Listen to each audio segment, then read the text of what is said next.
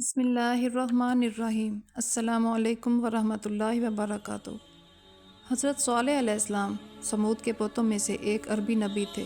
ان کا نسب نامہ کچھ اس طرح ہے: صالح بن عبیر بن سیام بن معاشر بن عبید بن حاضر بن سمود بن ارم بن سام بن نوح علیہ السلام۔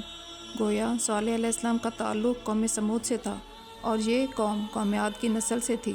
سمود کی قوم نے یمن کو خیر باد کہا اور جزیرے سے شمال کی طرف منتقل ہو گئے، اور ایک بستی جس کا نام ہجر تھا وہاں رہائش پذیر ہو گئے۔ قرآن مجید کی سورت ہجر اسی بستی کے نام سے موسوم ہے۔ قوم عاد کا تذکرہ سورت حجر، سورت الاحقاف، سورت ہود میں بھی ہے۔ سورت الحجر کی آیت نمبر 80 میں اللہ تعالیٰ فرماتے ہیں، ترجمہ: اور ہجر والوں نے بھی رسولوں کو جھٹلایا تھا۔ ہجر سمود کا مرکزی شہر تھا، اب وہ مدائن صالح کے نام سے مشہور ہے۔ یہ شہر مدینہ منورہ کے شمال مغرب میں 380 کلومیٹر کے فاصلے پر موجود ہے۔ یہ لوگ بھی پہاڑوں کو تراش کر گھر بناتے تھے۔ صنعت اور کاریگری انہوں نے قوم عاد سے وراثت میں پائی تھی۔ اللہ تعالیٰ نے سورت فجر کی آیت نمبر 9 میں فرمایا، اور قوم سمود کے ساتھ کیا کیا جنہوں نے وادی میں بڑے بڑے پتھر تراشے تھے۔ ایک اور جگہ اللہ تعالیٰ فرماتے ہیں، اور ہم نے قوم عاد اور سمود کو غرق کیا جن کے بعض مقامات آپ کے سامنے ظاہر ہیں۔ ان کے مکانات تباہی سے لے کر اب تک موجود ہیں۔ شام کے رستے خیبر دائماس سے تبوک تک قوم سمود کے آثار پائے جاتے ہیں۔ کس طرح یہ لوگ پتھر تراش کر گھر بناتے تھے، اللہ تعالیٰ نے سورۃ الاعراف آیت نمبر 74 میں اس کا ذکر کیا ہے۔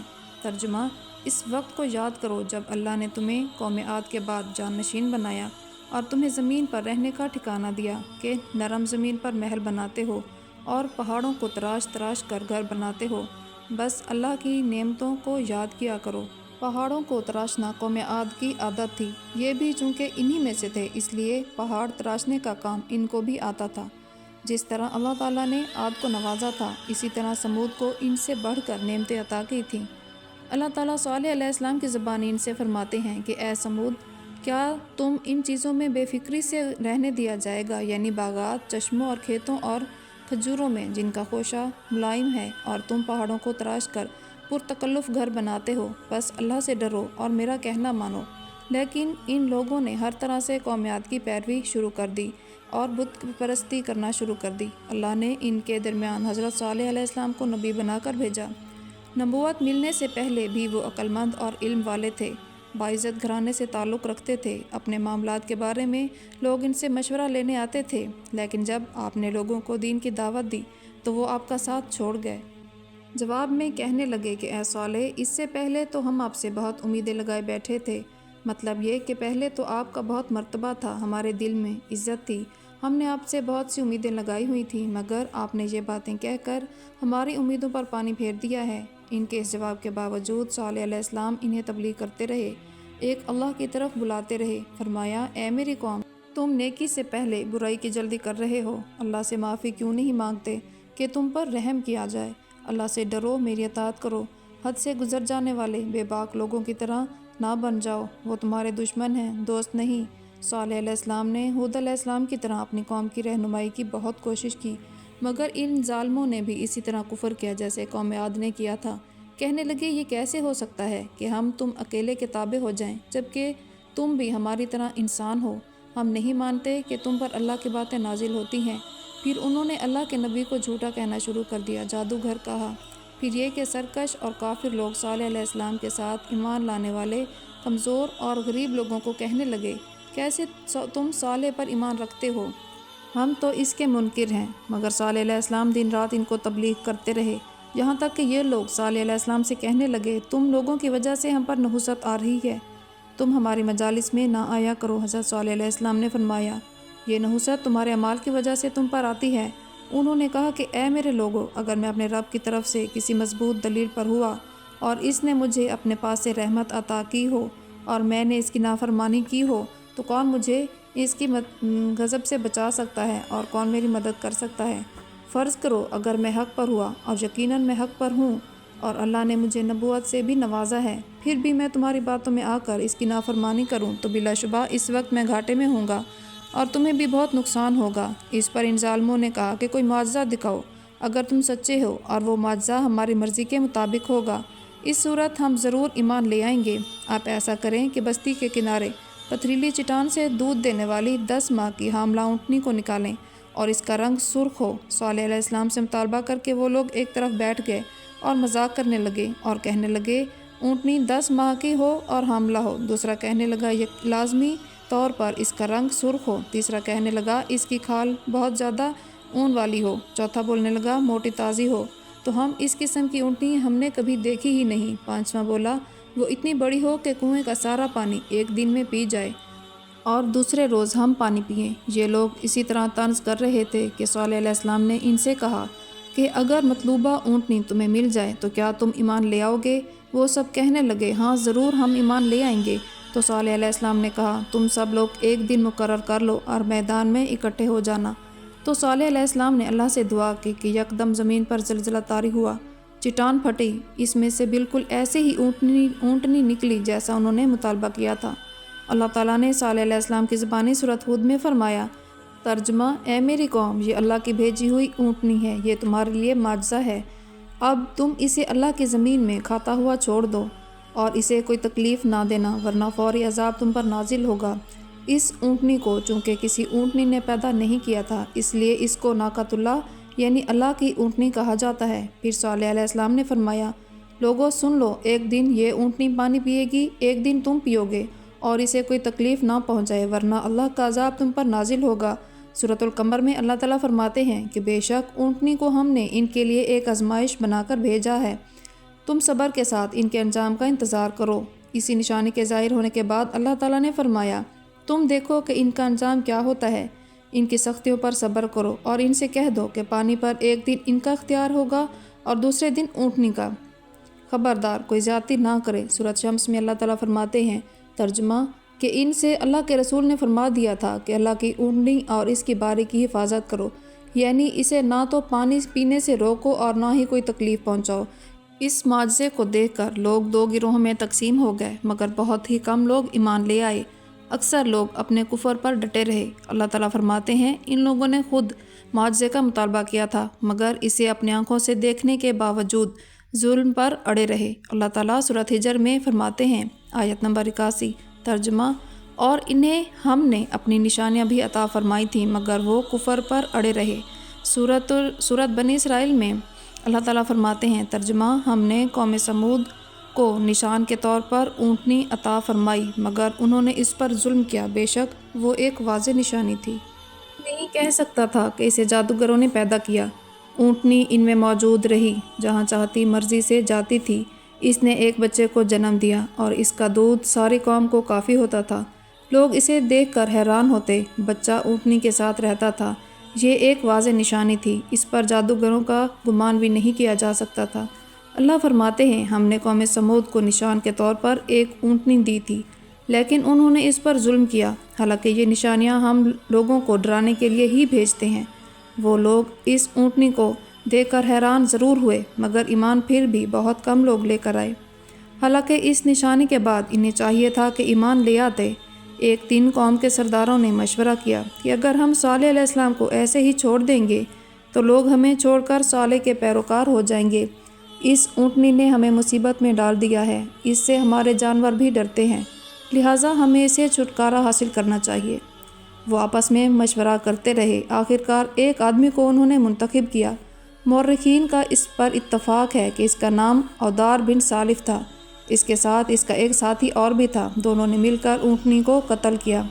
اللہ تعالیٰ سورۃ قمر آیت نمبر 29-30 میں فرماتے ہیں، پھر انہوں نے اپنے ساتھی کو بلایا، تب اس نے ہاتھ بڑھایا اور اس کی کونچیں کاٹ ڈالیں، پھر دیکھا ہمارا عذاب اور ڈراوا کیسا تھا۔ عودار کے بارے میں نبی صلی اللہ علیہ وآلہ وسلم نے فرمایا، پہلے لوگوں میں سب سے زیادہ بدبخت یہی شخص تھا۔ اللہ تعالیٰ نے قرآن مجید میں اس کا ذکر یوں فرمایا ہے، پھر انہوں نے اپنے ساتھی کو پکارا۔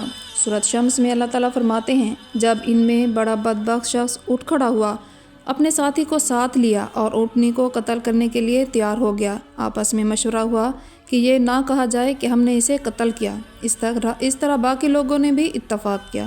اللہ تعالیٰ سورۃ نمل آیت نمبر 48 میں فرماتے ہیں، اور اس شہر میں 9 آدمی ایسے تھے جو زمین میں فساد کرتے تھے اور اصلاح نہیں کرتے تھے۔ یہ لوگ فساد کی انتہا کو پہنچے ہوئے تھے، ان میں اصلاح کی کوئی گنجائش نہیں تھی۔ بخاری، مسلم اور مسند احمد کی ایک حدیث میں ہے کہ رسول صلی اللہ علیہ وآلہ وسلم نے ایک بار اپنے خطبے میں اس اونٹنی کا بھی ذکر کیا تھا اور کہا جیسے ابو زمع تھا اسی جیسا یہ شخص بھی اپنی قوم کا عزیز، دلیر اور بڑا آدمی تھا۔ سرداروں نے اسے یقین دلایا کہ اگر کسی نے اسے برائی کا ارادہ کیا تو تمام قوم تمہارا ساتھ دے گی۔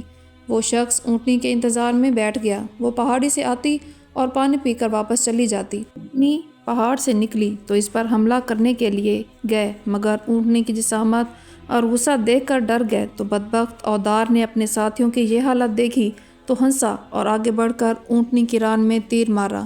اس سے وہ نیچے گر گئی تو ظالم نے آگے بڑھ کر اس کی کونچیں کاٹ ڈالیں۔ اللہ تعالیٰ فرماتے ہیں کہ انہوں نے اونٹنی کو مار ڈالا اور اپنے رب کے حکم سے سرتابی کی اور کہنے لگے اے صالح، جن عذابوں سے تو ہمیں ڈراتا تھا، اگر تو واقع پیغمبر ہے تو ان عذابوں کو ہم پر لے آ۔ انہوں نے اونٹنی کے بچے کو بھی مار ڈالا اور اس کا گوشت کھانے لگے، سوائے ان لوگوں کے جو ایمان لے آئے تھے۔ صالح علیہ السلام نے فرمایا اچھا تم 3 دن تک اپنے گھروں میں رہ سہ لو، اس کے بعد تم سب ہلاک کیے جاؤ گے۔ وہ لوگ صالح علیہ السلام کے دم کو دھمکانے لگے اور آپس میں مشورہ کرنے لگے کہ آج رات صالح علیہ السلام کو بھی مار دیا جائے گا۔ اللہ تعالیٰ نے سورۃ نمل آیت نمبر 48 اور 49 میں فرمایا، ترجمہ: اس شہر میں 9 سردار تھے جو فساد پھیلاتے رہتے تھے اور اصلاح نہیں کرتے تھے، تو انہوں نے آپس میں بڑی بڑی قسمیں کھا کر عہد کیا کہ رات ہی کو صالح اور اس کے گھر والوں پر چھاپہ ماریں گے اور اس کے بعد اس کے وارثوں سے کہیں گے کہ ہم اس کے اہل کی ہلاکت کے وقت موجود نہ تھے اور ہم سچے ہیں۔ اب یہ لوگ صالح علیہ السلام کے گھر کی طرف چلے۔ صالح علیہ السلام کا گھر پہاڑ کی بلندی پر تھا۔ یہ لوگ ابھی پہاڑ پر چڑھ رہے تھے کہ زمین حرکت کرنے لگی اور ایک بڑا پتھر اوپر سے لڑھکتا ہوا آیا اور ان تمام کو پیس کر رکھ دیا۔ ان 9 فسادی لوگوں کی ہلاکت کے ساتھ ہی اللہ تعالیٰ کے عذاب کی ابتدا ہو چکی تھی۔ چنانچہ حضرت صالح علیہ السلام نے اپنے ساتھیوں کے ساتھ اس بستی کو چھوڑ دیا اور اس علاقے سے نکل گئے۔ صبح ہوئی تو لوگوں نے ایک عجیب منظر دیکھا۔ تمام لوگوں کے چہرے زرد پڑ چکے تھے۔ وہ رونے لگے کیونکہ عذاب کے آثار نمودار ہونا شروع ہو چکے تھے۔ دوسرے دن تمام لوگوں کے چہرے آگ کی طرح سرخ ہو گئے اور تیسرے دن تمام کے چہرے سیاہ ہو گئے۔ سورۃ ہود میں اللہ تعالیٰ نے ان کی تباہی کا نقشہ یوں کھینچا ہے کہ ایک زور کی کڑک نے ان ظالموں کو آ لیا تو پھر وہ اپنے گھروں میں زانوں کے بل مردہ پڑے رہ گئے، ایسے گویا کبھی آباد ہی نہ تھے۔ سورۃ القمر میں اللہ تعالیٰ نے اس کی رسوائی یوں بیان کی، ترجمہ: ہم نے ان پر ایک چیخ بھیجی، پھر وہ ایسے ہو گئے جیسے کانٹوں کی باڑھ کا چورا۔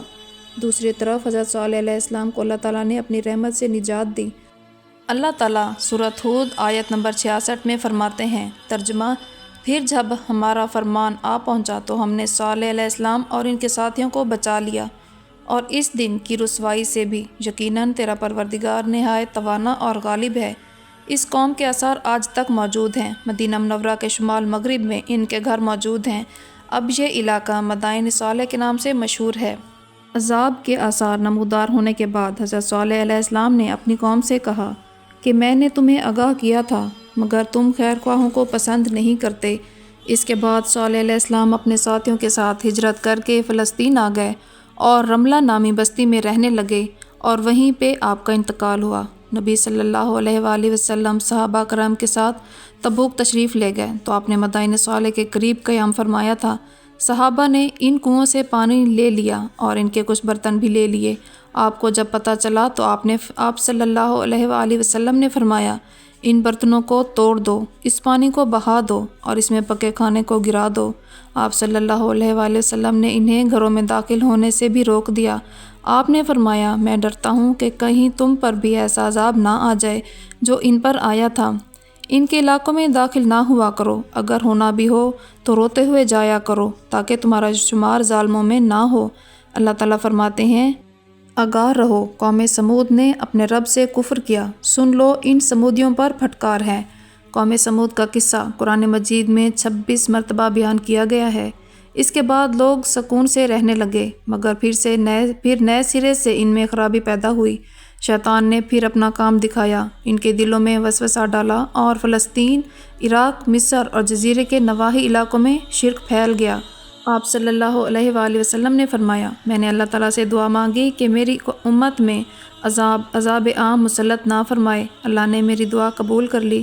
قرآن پاک میں اللہ تعالیٰ فرماتے ہیں کہ اے رسول، اس حال میں کہ تو ان میں موجود ہو، اللہ تعالیٰ ان کافروں پر عذاب مسلط نہیں کرے گا۔ یہ گمان غلط ہے کہ جس شخص یا قوم کے پاس عیش و عشرت زیادہ ہو وہی اللہ کے پیارے ہیں، اور یہ کہ ان کی یہ خوش عیشی اس بات کی علامت ہے کہ اللہ کی خوشنودی ان کے ساتھ ہے۔ یہ صرف نفس کا دھوکہ ہے، غلط فہمی ہے۔ اللہ تعالیٰ فرماتے ہیں، تیرے رب کی پکڑ بہت سخت ہے، لیکن اس کے ساتھ یہ بات بھی ہے کہ کسی قوم میں تمام تر خرابیوں کے باوجود اکثر افراد اللہ کے شکر گزار ہوں، اس کے بندوں کے ساتھ انصاف کرنے والے اور آپس میں نیک نیت اور خیر خواہی کرنے والے ہوں، تو بلا شبہ وہ اللہ کے ہاں مقبول بندے ہیں، اور انہی کے لیے دنیا اور آخرت میں کامیابی کی بشارت ہے۔ شیطان کربلا میں کھڑا حضرت امام حسین کا آخری سجدہ دیکھ رہا تھا اور اچانک آسمان کی طرف دیکھا اور کہا، تیری خدائی کو غور سے تو آج دیکھا ہے، کہاں معلوم تھا کہ نور عالم میں ایسے ہوتے ہیں۔ اے خدا، سجدے سے انکار بھی نہ کرتا گر مجھ کو معلوم ہوتا کہ انسان ایسے ہوتے ہیں۔ یا اللہ، اس محبوب کی محبت کے صدقے جس کی محبت میں آپ نے کائنات کل بنائی ہے، ہمیں قیامت کے دن ان کی شفاعت نصیب فرمانا، آمین۔